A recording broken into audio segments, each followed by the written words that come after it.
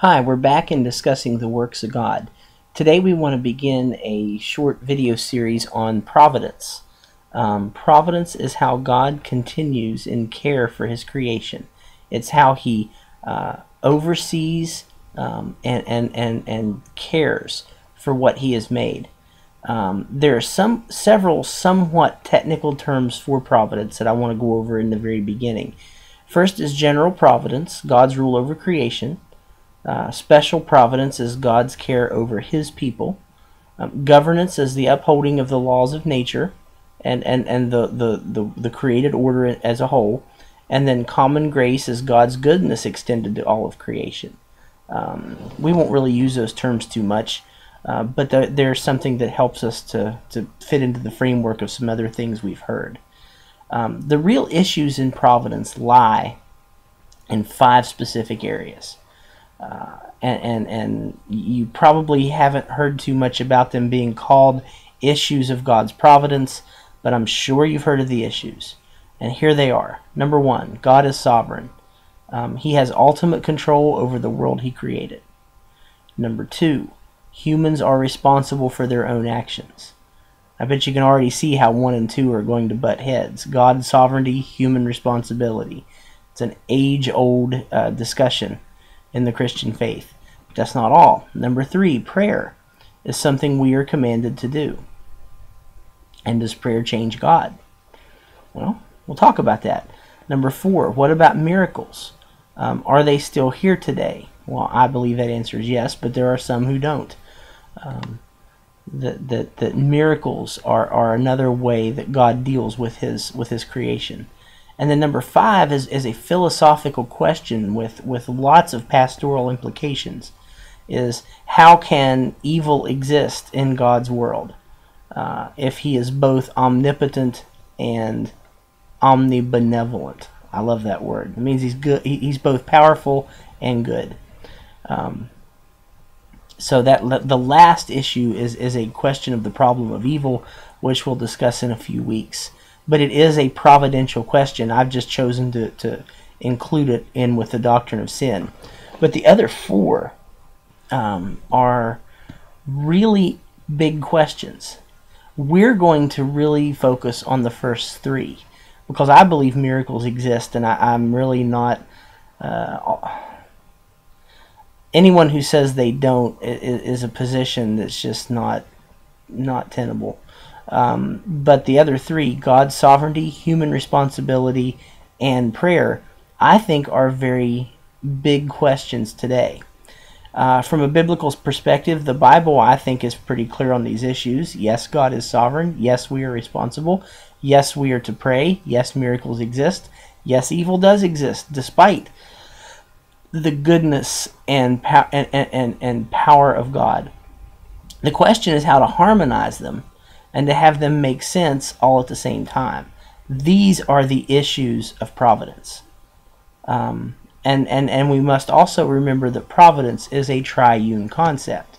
We know this because Jesus is the one in Hebrews chapter 1 who upholds all things by the word of his power. So not only is God the Father providential, but Jesus also, as God the Son, is the agent of providence, just as he is the agent of creation. Okay, having said that as an introduction, now I want to look at the 2 basic positions of the historic Christian faith on providence. Now, there's a lot of sub-levels to these, but they are the 2 general families of models of providence. The first is what I call the free will tradition. And it goes all the way back to the first generation of Christianity.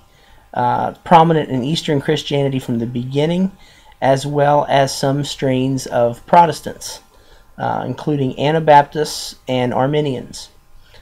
It stresses real human agency. It stresses that we are absolutely responsible for the choices that we make, and the responsibility lies on us. And it has its main idea that human beings are given genuinely free will to obey God or to rebel. That will can either choose to obey or choose to rebel, at least in the beginning. Now, once human beings become sinful, that will is damaged. But at least in the beginning, the will is free. And there is a lot of biblical data that's marshaled in support of the free will tradition. The second family of providence is what I call the deterministic tradition. And it has its roots in Augustine. It does not go back further than him. It has its roots about the year 395.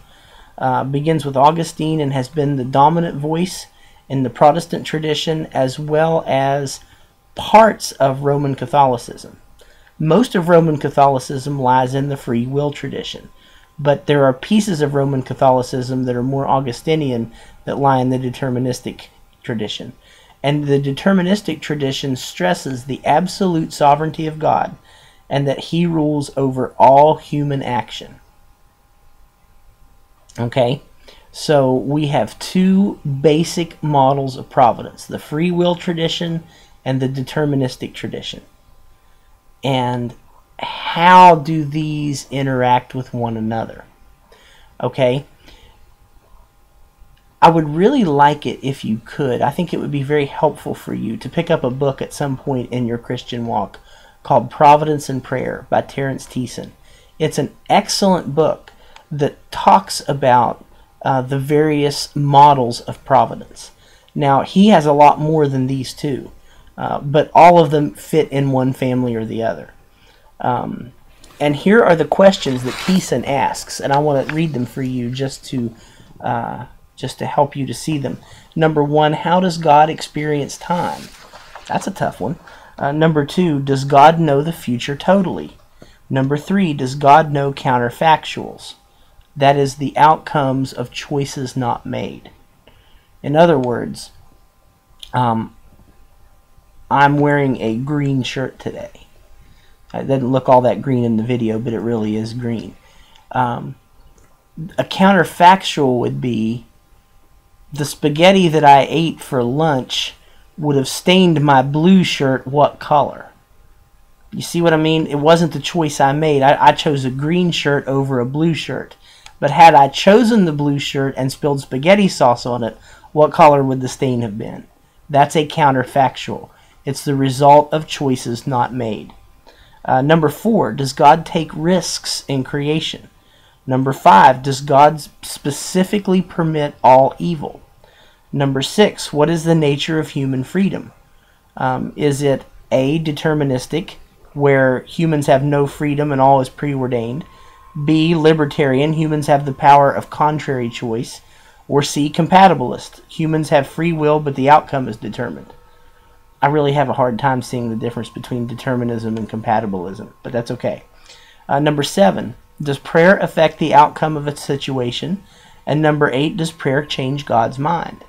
Those 8 questions are the ones that Thiessen has put together in order to build a taxonomy of the various models of providence, and I think they are 8 excellent questions.